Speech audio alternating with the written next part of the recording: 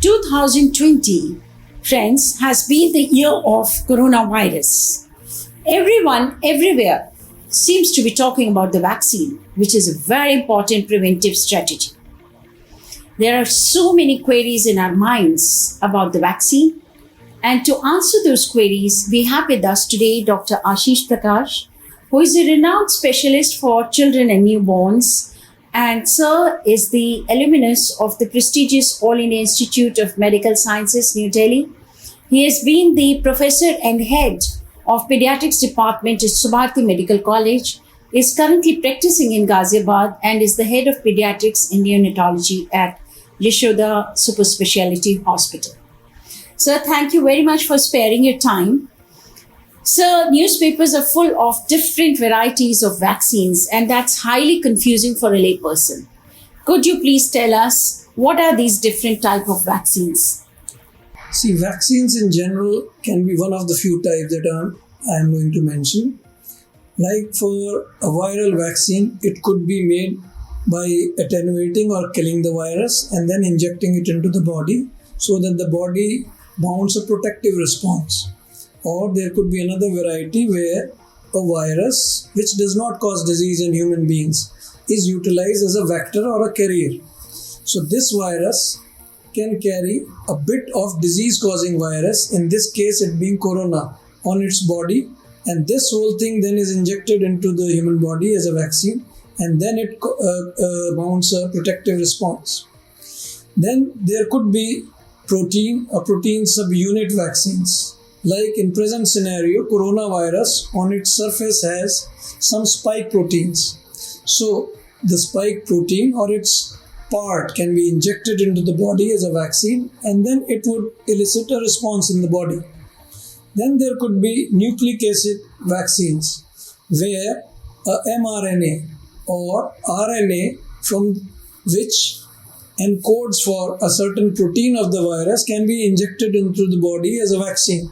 So in these mRNA vaccines, no part of virus or the virus itself is not injected into the body.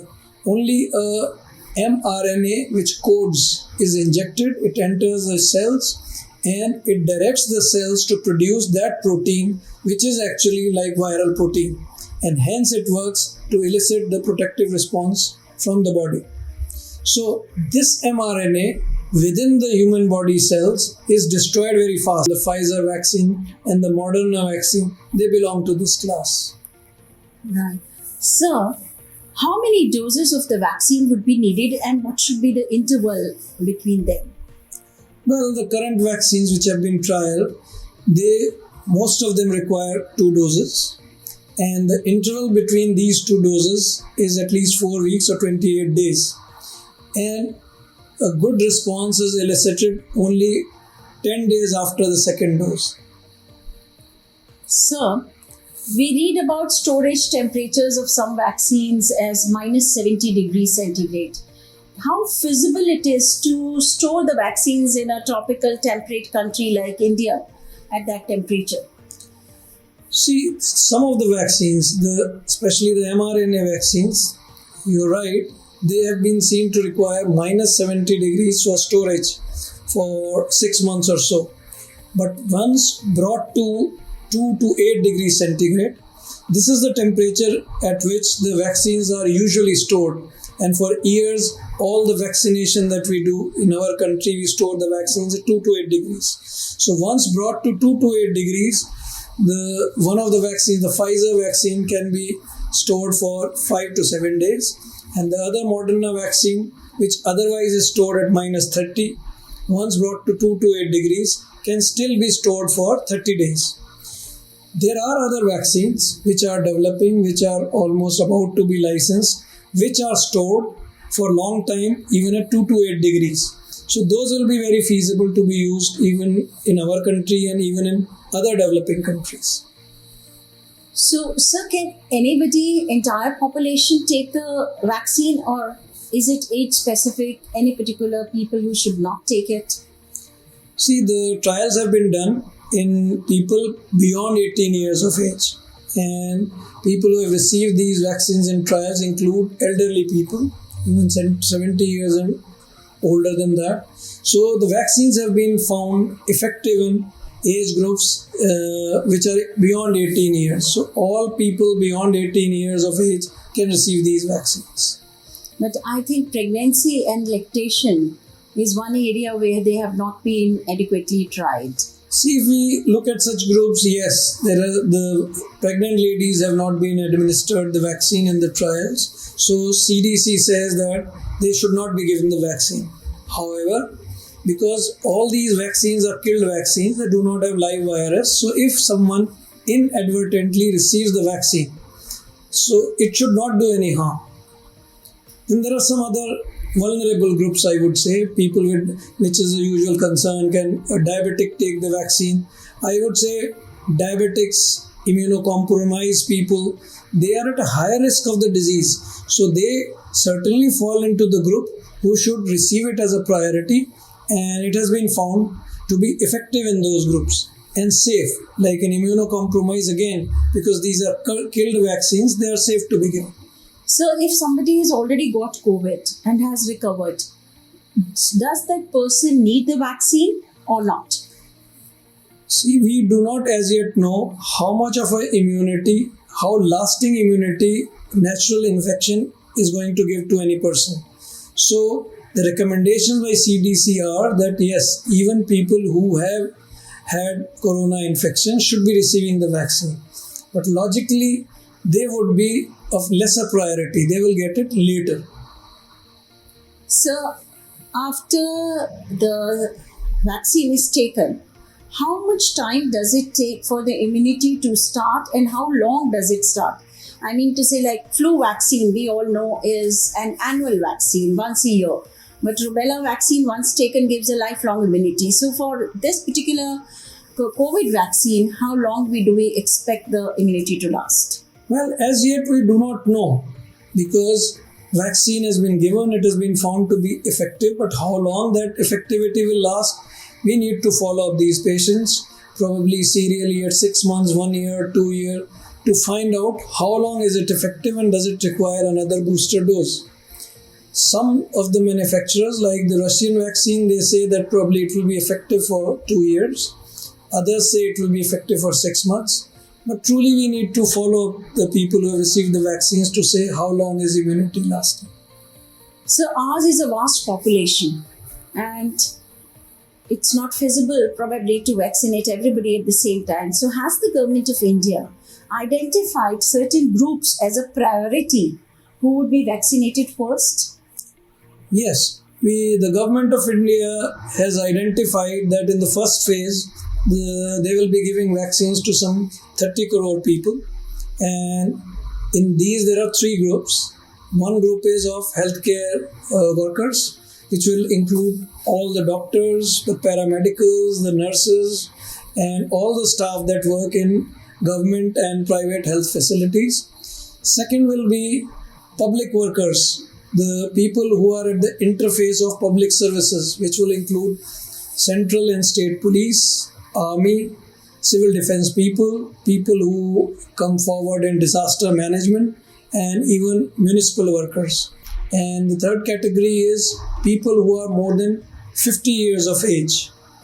And then people less than 50 years of age but with comorbidities. Will it be available with our doctors? Actually, there's a well-defined system which has been put in place. The distribution and identification of who gets the vaccine is certainly through the government, and there is a well-defined app where everything will be online, registered, and absolutely controlled as of now. So the usual concern in the public is about the side effects. So far, what is the data? See, the side effects that have been observed in all these trials have been mild. They are fever and fatigue, which may last for a few days. And then there are local reactions of induration, pain at the site of injection. But no serious side effects as of now have been identified to be associated with the vaccines which have been given.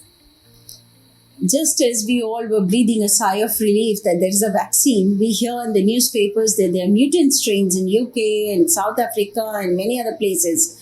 So, my question to you would be that would the current vaccine be effective against the mutant strains, or will the research have to be done all over again? Well, the manufacturers of the vaccine say that probably the mutant that we are hearing about, that should not reduce the protectivity of the vaccines which they have made, and if at all it does reduce the effectiveness, they feel that they can modify the vaccine within 6 weeks of time. And so the public is waiting that once they get the 2 shots, and as you said, it takes 10 days after the second shot for the immunity to start. People want to throw away the masks and the face shields and just go on a partying spree. Will that be prudent? Well, you have brought out a very important point. One has to realize that all other precautions, social distancing and masking, will still have to be practiced even once the vaccination starts, because the herd immunity is not going to come so fast and vaccines cannot be 100% effective. Another concern on part of the people that this vaccine has come out so fast, sort of a fast forward. So is it really a safe vaccine? The research on coronavirus vaccines had been on for a long time. In 2003, there was SARS in Southeast Asian countries, a similar respiratory illness caused by coronavirus. And in 2012, there was another coronavirus from the same family which caused MERS, a similar respiratory illness in Middle East countries. So the research had been going on and already knowledge was there to prepare vaccine against coronaviruses. Normally, when a vaccine is being developed, a whole lot of money has to be put in by the pharmaceutical countries. One phase is over, then they put in more money, get the clearances, then next phase comes in, and it takes years. But here, WHO, Gavi, Bill Gates Foundation, and many governments, they poured in a whole lot of money so that the risk was taken by the government and other agencies. The risk was taken off the pharmaceutical industry so that it could be made faster. And some, rather than each phase finishing and then next one started, these phases were overlapping, but under very strict vigilance of regulatory agencies. So in short, I would say, even though there has been a fast forward, but no corners have been cut. So safely the vaccine has been licensed. Thank you so much, sir.